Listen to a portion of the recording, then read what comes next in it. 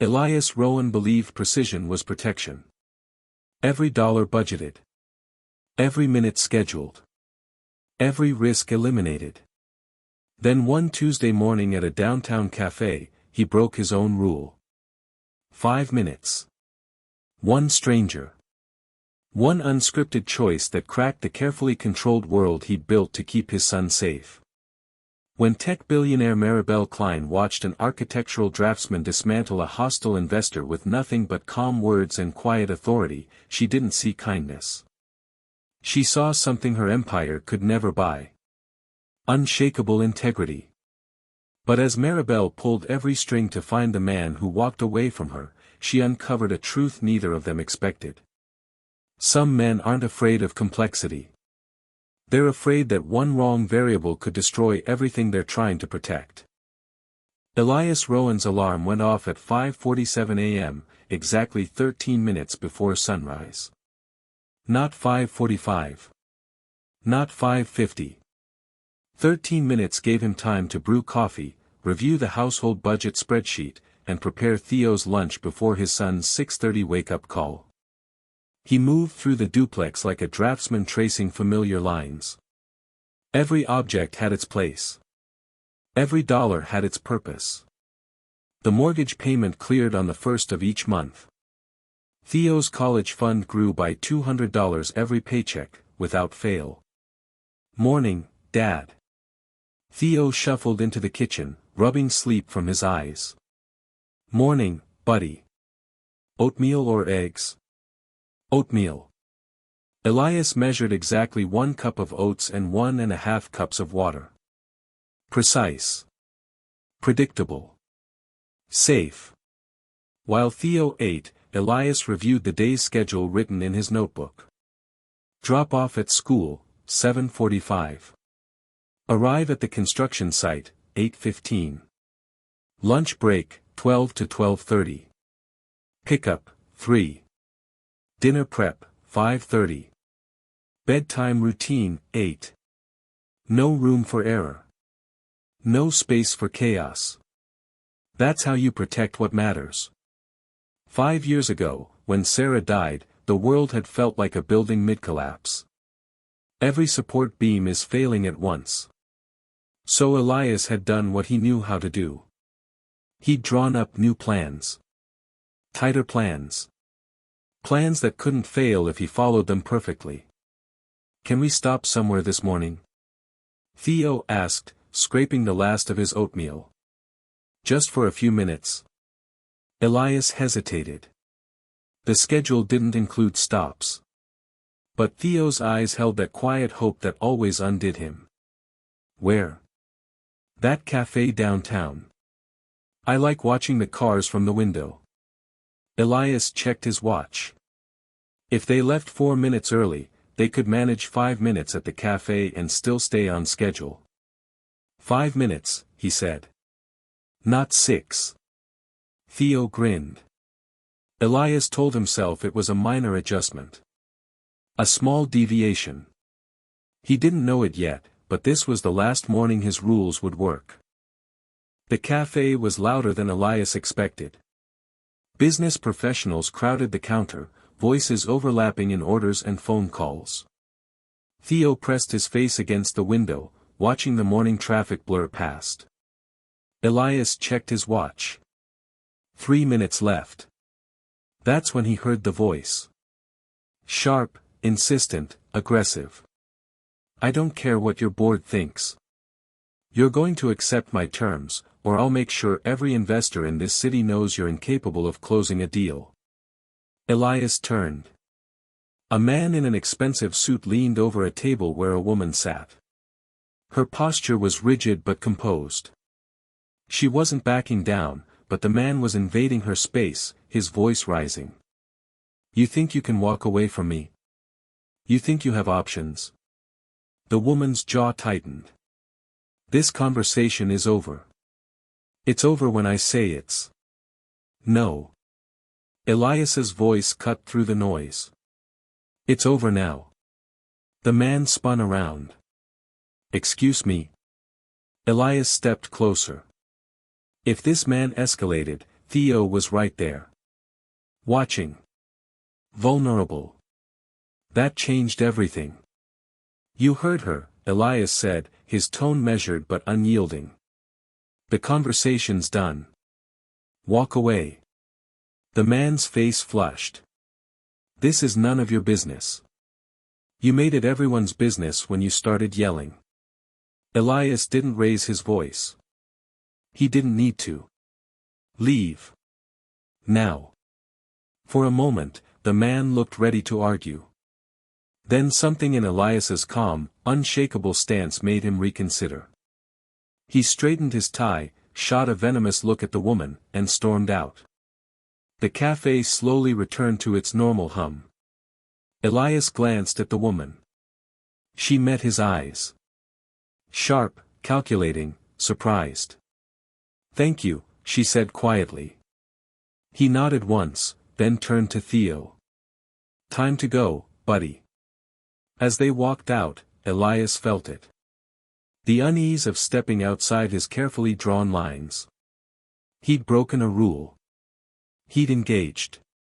He'd deviated.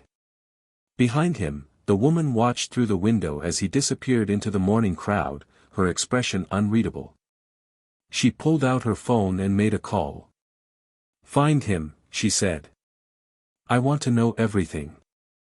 Elias had no idea he'd just become someone's target. Maribel Kline didn't get where she was by ignoring opportunities. And the man who'd just walked out of that cafe? He was an opportunity. She scrolled through the preliminary report her security team had sent within the hour. Elias Rowen. 34. Widowed. Single father. Architectural draftsman working on contract jobs on construction sites. No significant debt. No criminal record. No social media presence. Lived in a modest duplex on the east side. Paid his bills on time. Kept to himself. Unremarkable on paper. But Maribel hadn't built a tech empire by trusting paper. She'd watched him dismantle that investor's aggression with nothing but words and presence. No posturing. No fear. Just calm, unshakable authority. That wasn't something you could buy. That was something you acquired. Her assistant knocked on the office door. "Ms. Kline, your 10 o'clock is here. Cancel it." "But. Cancel everything today." Maribel stood, grabbing her coat. "I have a meeting." "With whom?" Maribel smiled. "Someone who doesn't know it yet." She pulled up the address from the report. A construction site on 4th Street. He'd be there now, hunched over blueprints, making sure every measurement was perfect. Predictable. Controllable. Except he'd done something unpredictable that morning. He'd intervened when he didn't have to. He'd defended her when there was nothing in it for him. Maribel had spent her entire life learning to read people. To assess their value. To understand what motivated them. Money. Power. Fear. Ego. But Elias Rowen? He'd walked away without asking for a single thing. That made him either a fool or something far more dangerous. A man with principles. She'd spent years building walls of wealth to protect herself from the chaos of her childhood. The evictions, the hunger, the helplessness. And now, she was about to walk into the life of a man who'd built his own walls for the exact same reason. Maribel didn't believe in coincidences. She believed in acquisitions. She didn't realize yet that this acquisition would cost her control. Elias was marking measurements on a blueprint when the site supervisor called his name. "Rowen. You've got a visitor." He looked up. A woman in a tailored green blazer stood near the chain-link fence, completely out of place among the dust and machinery. It took him a moment to recognize her. The woman from the cafe. His stomach dropped. He set down his pencil and walked over, wiping his hands on his jeans. "Can I help you?" I'm Maribel Kline. She extended her hand. He didn't take it. I know who you are. Her smile was slight, calculating. Then you know I don't waste time. I'm here to offer you a contract. For what? Your expertise. I'm developing a new corporate campus. Sustainable architecture. Precision design. I need someone who understands structure, not just on paper, but in practice. Elias crossed his arms. You have entire firms for that. I do. But I watched you handle a hostile situation with more control than most of my executives could manage. That tells me you think clearly under pressure. I want that on my team. I'm not looking for new work. Name your price. I don't have one. Maribel's expression didn't change, but something flickered behind her eyes. Surprise. Intrigue. Everyone has a price, Mr. Rowen. Not me. He held her gaze. My time isn't for sale. You have a son. Theo, right? I'm sure you want to give him the best possible future. Elias's jaw tightened. Don't. Don't what? Don't use my son to manipulate me. Accepting her offer would mean letting someone rewrite his plans. His plans were the only thing keeping them safe. Maribel studied him for a long moment. Then, slowly, she nodded. Fair enough. She reached into her bag and pulled out a business card, holding it out to him. He didn't take it. She set it on the blueprint table. In case you change your mind. I won't. We'll see. As she walked away, Elias felt the weight of something shifting. She wasn't going to let this go. 3 days later, Maribel called. I'm not interested, Elias said before she could speak. I'm not calling about the contract. Her voice was softer than he expected. I'm calling to apologize. Using your son as leverage was out of line.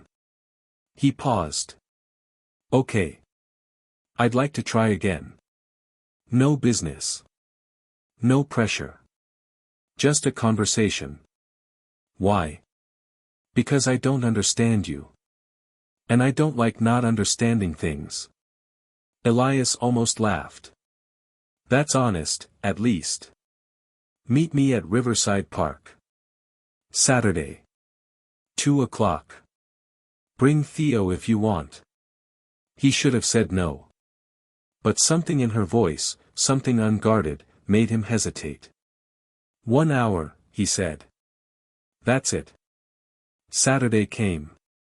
Theo ran ahead to the playground while Elias and Maribel sat on a bench overlooking the river.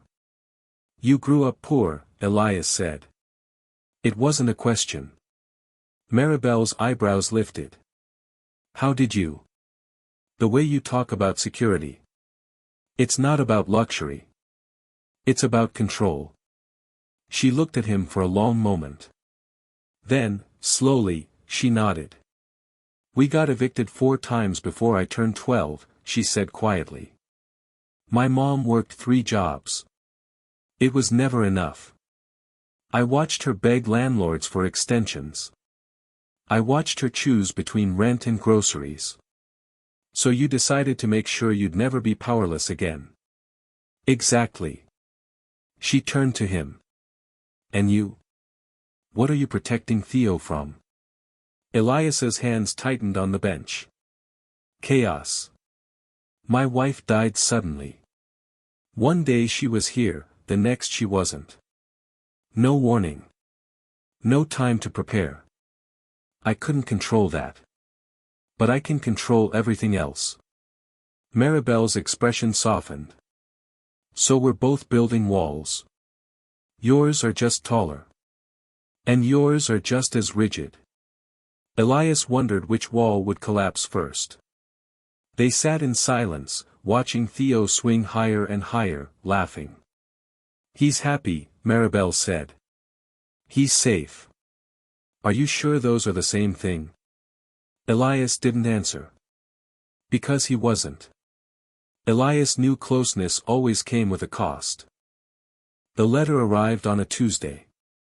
Elias stared at the notice, his hands trembling. Notice of intent to purchase, mandatory buyout. The developer wanted his duplex. They were acquiring the entire block for a commercial rezoning project. The offer was generous, far more than the property was worth. But it wasn't about the money. This was Theo's home. The only stability he'd known since Sarah died. Elias called the number on the letter. "Mr. Rowen, this is a very fair offer," the developer's attorney said. "You should consider it carefully. I'm not selling. I'm afraid you don't have much choice. The city council has already approved the rezoning. We have the authority to proceed with or without your cooperation. This offer is a courtesy. You can't just take my home. Actually, we can. Eminent domain. You'll receive compensation, of course, but the timeline is firm. You have 30 days to vacate." The line went dead. Elias sat at the kitchen table, the letter in his hands. His carefully constructed world was collapsing around him. For the first time, planning couldn't save him. Theo appeared in the doorway. "Dad? You okay?" Elias forced a smile. "Yeah, buddy. Just some paperwork." But Theo wasn't fooled. "Are we in trouble?" "No. I'll handle it." Except he didn't know how. For the first time in 5 years, his blueprint had no solution. That night, he stared at Maribel's business card, still sitting on his dresser. He didn't want to call. But he was out of options. Sometimes the stories that hit hardest are the ones we almost walked away from. If you felt that pull between safety and risk, stay with this. Maribel arrived at the duplex within an hour of his call. Elias handed her the letter without a word. She read it twice, her expression darkening. "Davidson Development. I know them. They specialize in predatory buyouts. Can they really force me out? Legally? It's complicated. But they're betting you don't have the resources to fight them." She looked up. "I do. I'm not asking you to. You didn't ask. I'm offering." She pulled out her phone. "I have a legal team that handles exactly this kind of thing. They'll file an injunction by morning. This project will be tied up in court for months, maybe years. Davidson doesn't have the patience for a long fight. Why would you do this?" Maribel met his eyes. "Because you defended me when you didn't have to. Now I'm returning the favor. This isn't the same." "Yes, it is." Her voice softened. "You protected me from something I couldn't handle alone. Let me do the same for you." Accepting help felt like admitting failure. But Elias didn't have a choice. "Okay," he said quietly. 3 weeks later, the injunction held. Davidson Development withdrew its offer, citing unforeseen complications. Elias stood in his living room, the notice of withdrawal in his hands. Relief flooded through him. Maribel sat on the couch, exhausted but satisfied. "Thank you," he said quietly. "You're welcome. I don't know how to repay. I don't want repayment." She stood. "I want you to stop treating connection like a liability." He looked at her, really looked at her. He saw something he hadn't expected. Not a billionaire. Not a corporate strategist. Just someone who understood what it meant to fight for something you couldn't afford to lose. "I'm terrified of you," he admitted. "I know. Not because of your money. Because of what you make me feel." Maribel stepped closer. "And what's that?" "Hope. And hope is dangerous when you have something to lose." She smiled, sad and knowing. "Then maybe it's time to stop living like you're always on the edge of losing." He wanted to believe her. Theo's school project showcase was supposed to be simple. A gymnasium full of parents, poster boards displaying research on ecosystems, kids nervously explaining their findings. Maribel had asked if she could come. Elias had hesitated, then agreed. She arrived in jeans and a sweater. Casual, deliberate, trying to blend in. It didn't work. She still moved like someone used to commanding rooms. Theo spotted her immediately. Maribel. You came. Of course I did. She crouched to his level. Show me what you've been working on. As Theo launched into an explanation of coral reef biodiversity, Elias watched Maribel listen. Truly listen. Asking questions, celebrating his son's passion. For once, Elias let himself relax. Maybe this could work. Then Theo stumbled. Not metaphorically. Literally. He tripped over a backpack someone had left in the aisle. His head struck the corner of a table with a sickening crack. Everything stopped. Elias was there in seconds, cradling Theo's head. Blood seeped through his fingers. Call 911, someone shouted. But Maribel was already on her phone. I need a private medical transport to Lincoln Memorial. Pediatric trauma. Now. 5 minutes. Her voice was steel. The ambulance arrived in 4. The hospital was chaos, but Maribel cut through it like a blade. I need the head of pediatric neurology. Now. The nurse started to protest, then saw Maribel's expression and picked up the phone. Within minutes, Dr. Patel was examining Theo. Ordering scans, speaking in calm, measured tones. Elias sat beside his son's bed, holding his small hand, whispering reassurances. Maribel stood at the door, making calls. Ensuring nothing was missed, no delay accepted. He's going to be okay, Dr. Patel said finally. Mild concussion. No fractures. We'll keep him overnight for observation, but he'll make a full recovery. Elias exhaled. The fear drained out of him all at once. Elias realized how close he'd come to losing everything. Maribel stepped into the room, her professional mask finally cracking. Thank God. Theo blinked up at them, groggy but smiling. Did I ruin the showcase? Elias laughed, tears in his eyes. No, buddy. You didn't ruin anything. Later, when Theo was asleep, Elias and Maribel sat in the hallway. You were ruthless, he said quietly. I know how to fight. So do I. Just differently. She looked at him. We make a good team. Yeah, he said.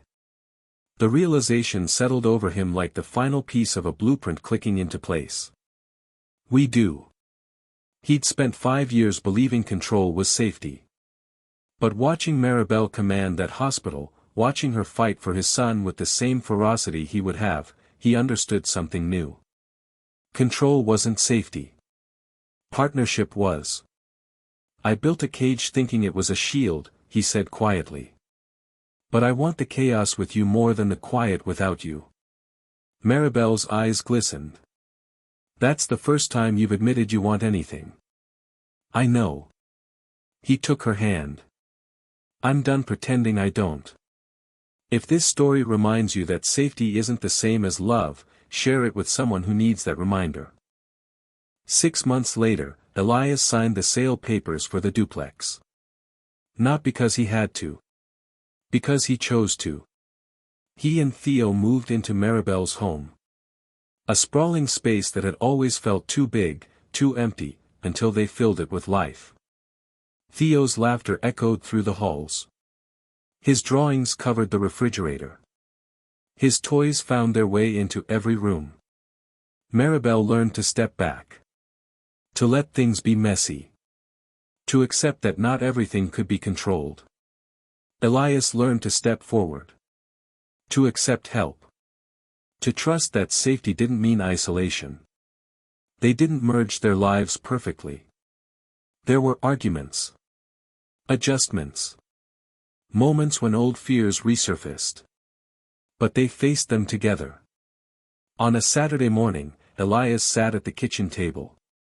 Theo beside him, Maribel across from them. All three working on different projects in comfortable silence. No rigid schedule. No obsessive planning. Just presence. Maribel looked up, catching Elias's eye. Happy? He smiled. Terrified. But yeah. Happy. Good. That's the only way to do this. Theo glanced between them. Do what? Live, Elias said simply. He'd spent years believing precision was protection. But he'd learned something better. Love wasn't about eliminating risk. It was about finding someone worth risking everything for.